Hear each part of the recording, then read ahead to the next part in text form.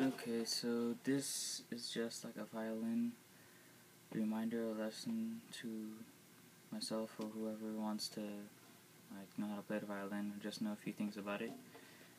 First of all, this is the violin, as you probably know. It has another compartment called a bow, which looks like this.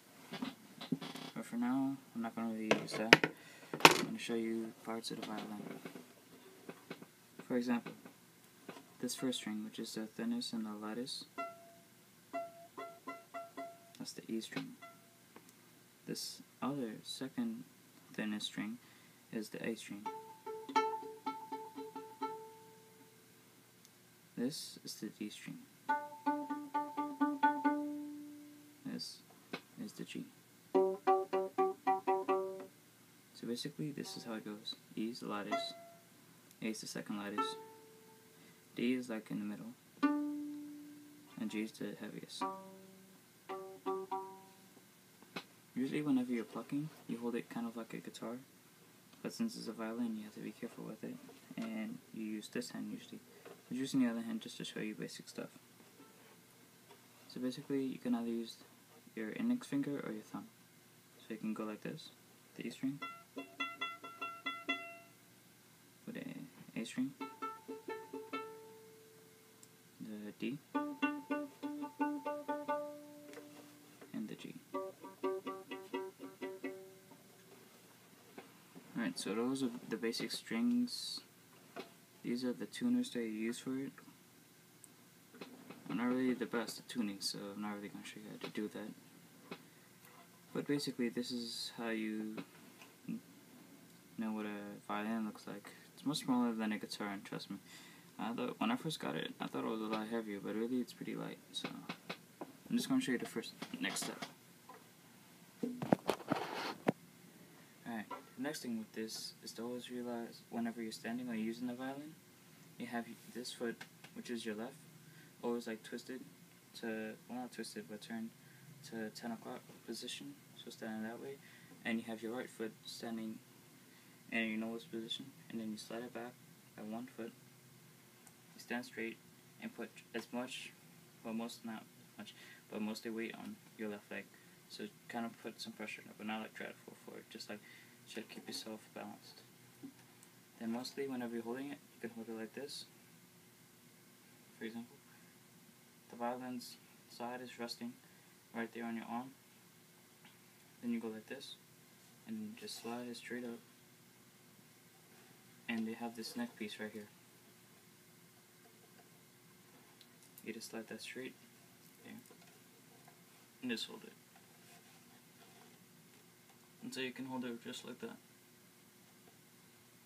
But I've had this for a while, so I know how to do it. Now the next step is just to be able to pluck and hold it there at the same time.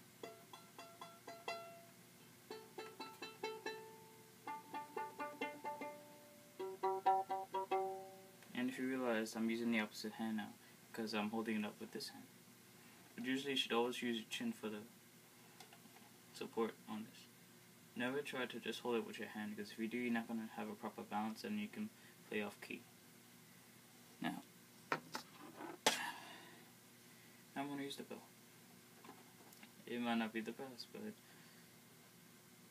it's worth it. This is how the E string sounds. It's the A. Sorry. This is the D. And that's the G. This is the G.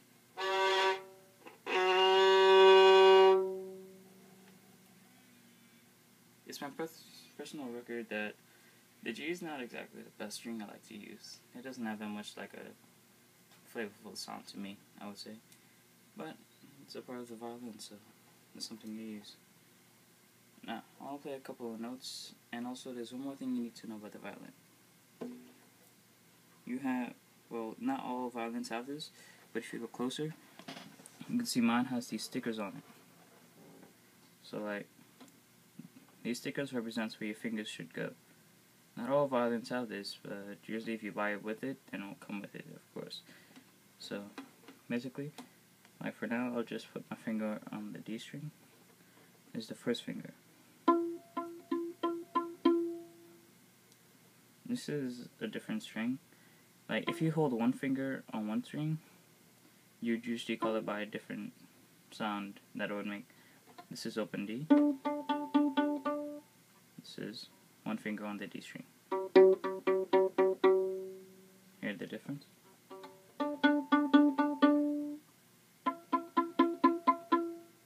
Now, this is the second finger. And I'm placing it right there next to the second string.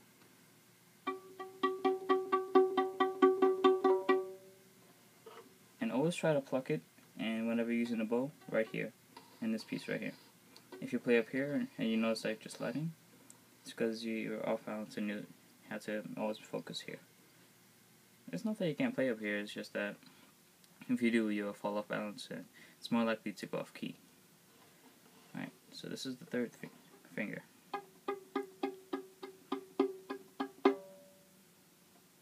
Right, that was G. So this is G on the G string, which whenever you have three fingers on the D string, it's called G as well.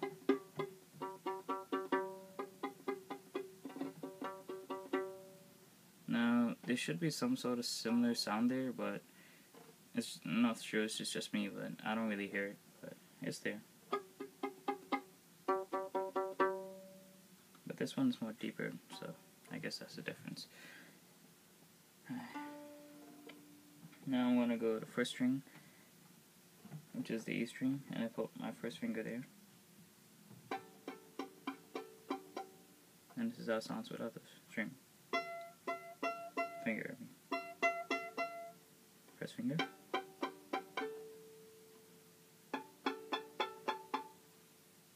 Third. And you can also put four, but usually when you're in like beginner and stuff, you usually start at like 3. You don't really go up to 4 until you really got a hand of it. I really don't have that much. I still have a long way to go. I have a lot of practice to do. My dad always tells me that. I appreciate it though. Practice does make perfect. Now this is the A string. No fingers. One finger. Two fingers. Three fingers.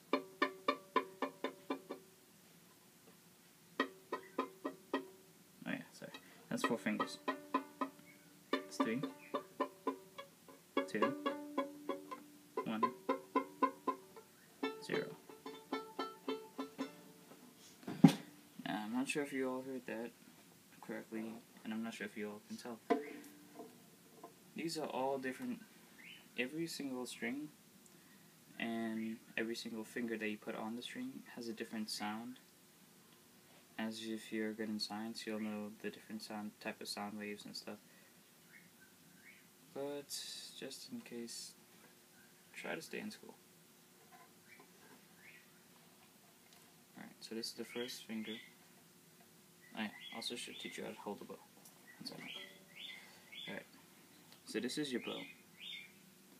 This is called a frog. I have no idea why. This piece right here. It's an unusual name, but yeah, it's the frog. This is the hair that you use.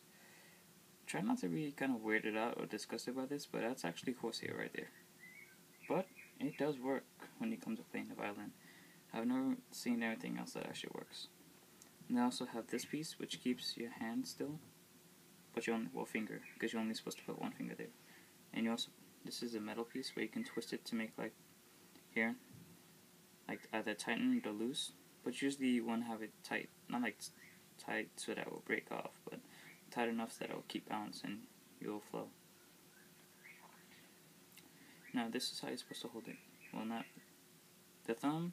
It's a lot easier always to put it right there. Alright, you put this, your index finger right here on this bar right there.